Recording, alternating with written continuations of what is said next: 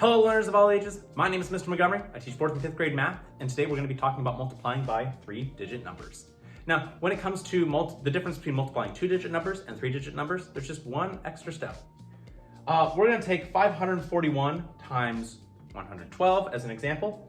So I'm going to be taking my 2 in the ones place and multiplying it towards everything on the top, starting from the left-hand side, going to the right. So 2 times 1 is 2, 2 times 4 is 8, and 2 times 5 is 10. Step number 2 is I'm going to cross out my 2 and add a 0 for a place value, saying that 2 has nothing left to give. Now I'm going to be going to my tens place and multiplying towards ones place on the top, tens place, and hundreds place. Basically, I'm starting here and multiplying, starting from the right, all the way to the largest one. So 1 times 1 is 1, 1 times 4 is 4, and 1 times 5 is 5. Now moving on to step 3, I'm going to cross out this 1. And I'm going to add 2 zeros instead of just 1. So 1, 2, saying that both these numbers have nothing left to give. Now I'm going to be going to my 1 in my hundreds place and multiplying from the smallest place value in the multiplicand all the way to the largest one. So 1 times 1 is 1, 1 times 4 is 4, and 1 times 5 is 5. These are my partial products. I would add them all together to get the correct answer. Now taking a look at the problem that we have up on the board. 335 times 189. Well, I'll start with my ones place and multiply everything on the top, going from the smallest digit to the largest digit. So 9 times 5 is 45. Make sure I carry. 9 times 3.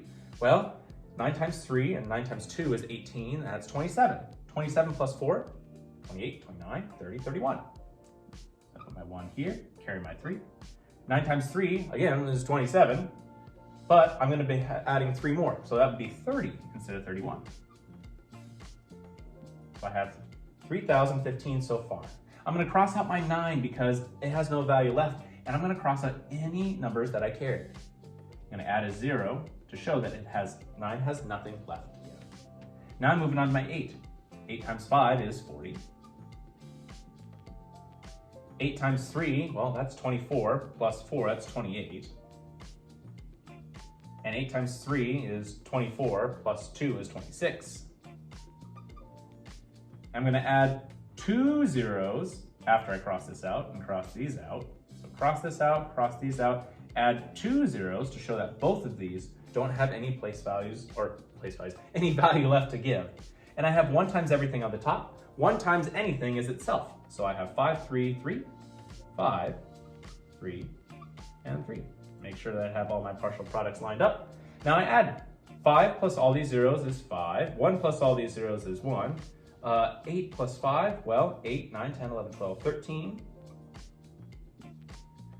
3 and 3 is 6. 6 plus 6 is 12, plus 1 is 13.